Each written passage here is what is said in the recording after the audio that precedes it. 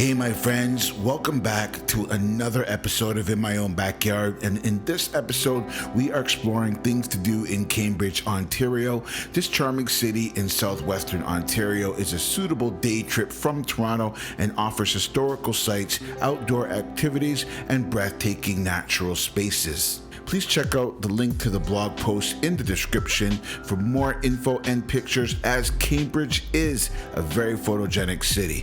But before we get started, don't forget to like, subscribe, and click the little bell to be notified of new videos.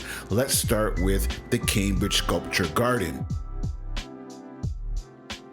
While there are only a handful of sculptures, they are brilliant and will stimulate your creativity. There is a 130-year-old oak tree, plus the stunning scenery in the Cambridge Sculpture Garden makes it worth visiting.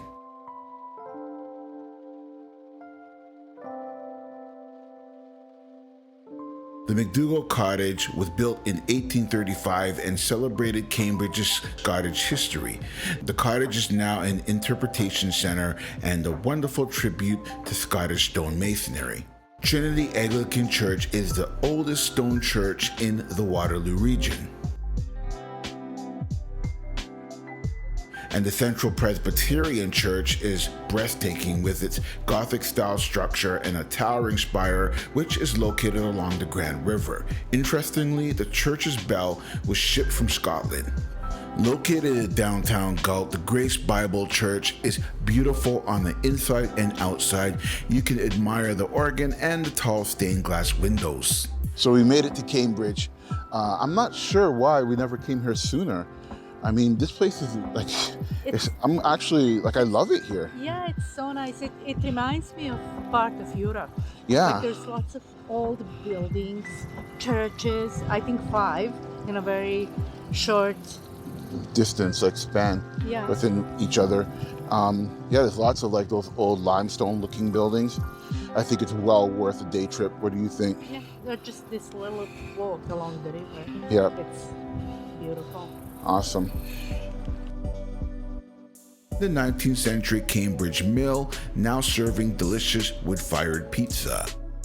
The Wesley Methodist Church was first organized in 1853 and opened into its current form in 1884.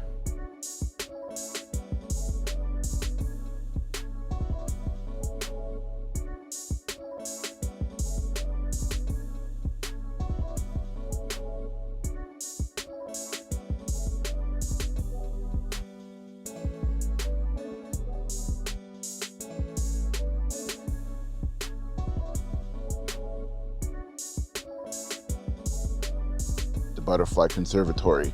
I don't know if you've ever been to one. Have you been to one before? Never.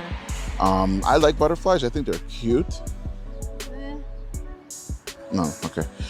Maybe not. No, well, I do love that. Well, what I can appreciate about butterflies is their I love how nature does this symmetrical patterning on their wings, where it's like and equal on both sides, the details and the colors. And the colors. And when you get close enough, they almost have a hair too.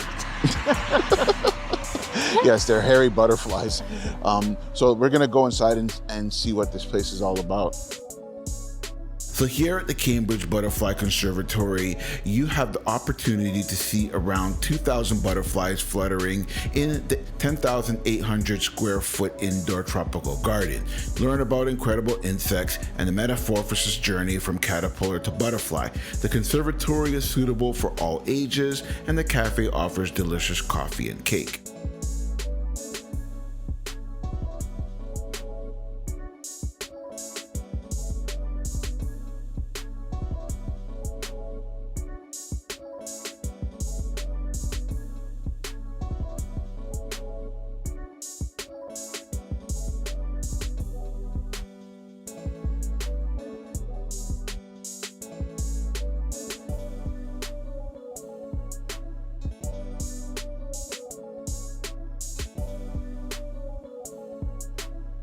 Next, head over to the Langdon Hall Country House Hotel for a spa treatment and an exquisite night stay in this luxurious hotel.